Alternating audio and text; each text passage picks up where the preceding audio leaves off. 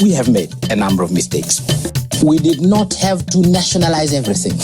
We nationalized whatever industries we had. We have few industries in around 67 when we became independent, and around 67.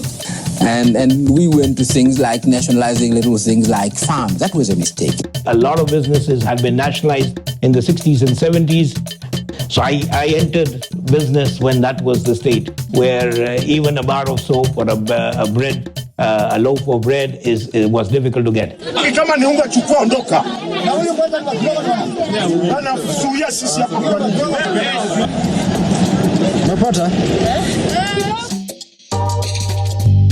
Tunataka watu walipe kodi,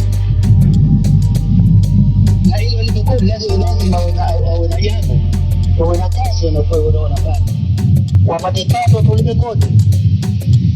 Na mojawapo sio yote, mojawapo ya kazi ni kujibu biashara. Kama mtu anafanya biashara, sasa kwa biashara, lakini kodi haipe, kidogo inakuwa mushkeli. Kwa hivyo biashara ifanywe ruhusa. Mkapa picked it up. Mkapa was very, very amenable to working with the private sector, and he was instrumental in the privatization process. I really recollect where the CEO Roundtable in particular had the opportunity to meet at that time the President Mkapa, where he spent more than half a day with the CEO Roundtable members.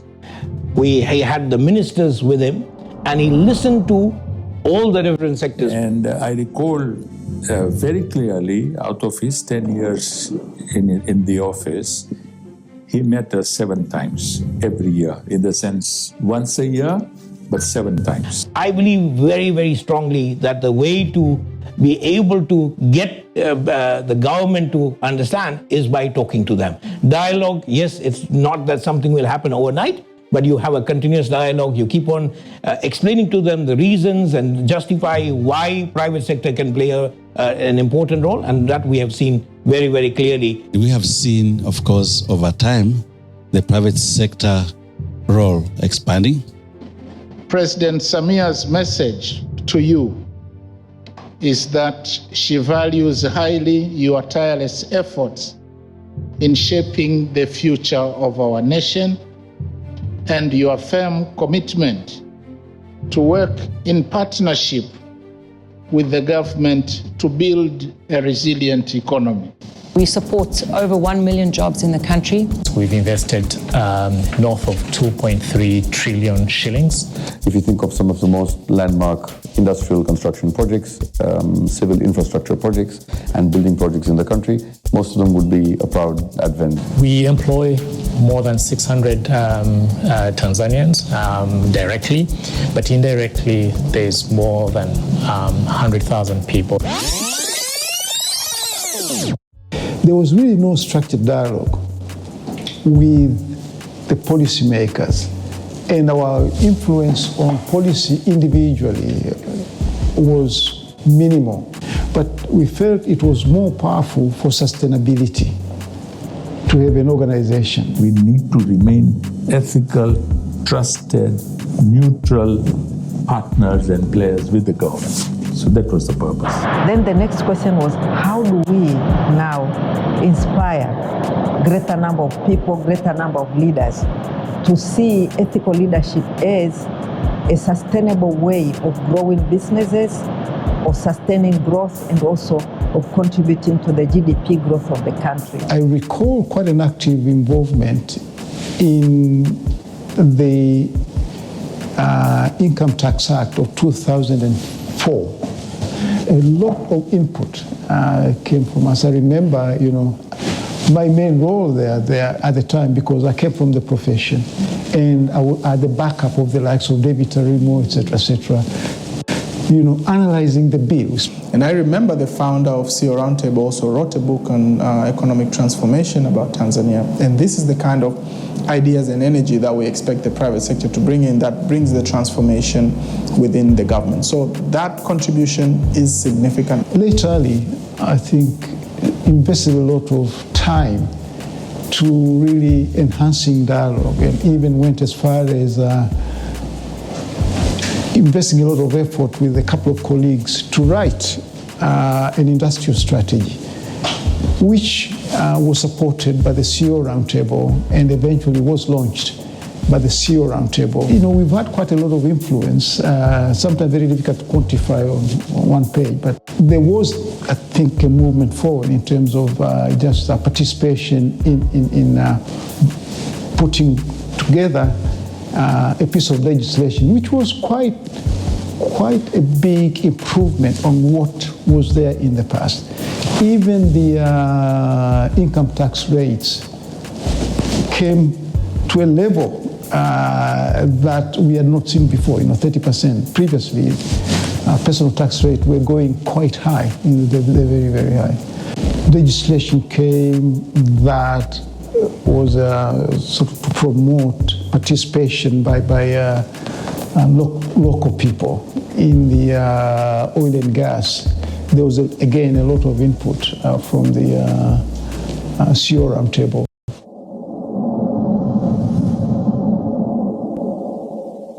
There's always been this question of predictability. So stability and predictability in policy is so important for us. We need to probably emphasize a little bit more on the impact of unpredictability in terms of policy and regulatory frameworks to the overall growth of the economy. Trust is the single biggest factor, and it sounds simple, but capital follows trust. The regulatory bodies need to regulate, but also improve the way we are able to do business. Unemployment is real. As a business, we are busy looking for people.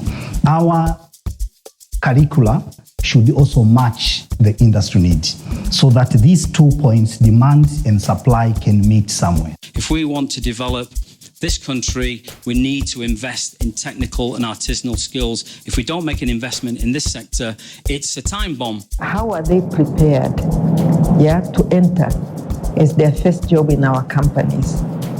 And when we talk about preparedness, I'm talking about technical skills. I'm talking about the knowledge, I'm talking about exposure. I'm talking about the emotional resilience and stability and understanding the global, dynamics. How are we preparing this huge, army of youth to join us?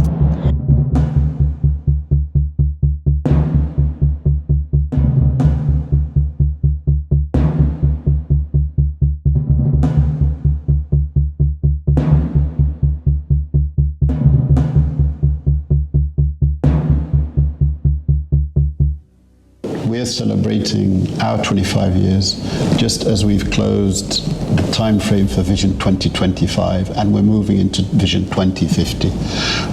I think there is a lot that we can bring to the table in terms of supporting what is a very ambitious agenda in Vision 2050.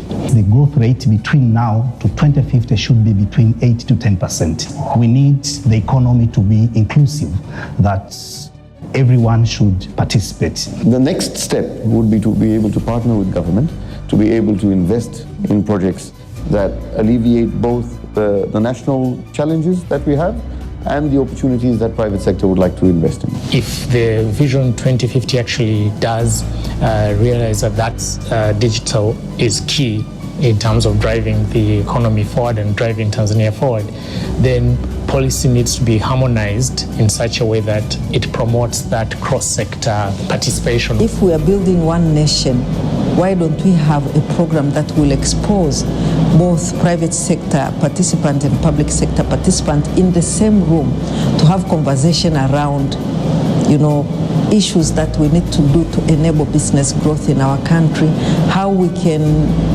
address challenges that are stifling maybe business growth, how we can have more public-private partnership smoothened through these young leaders.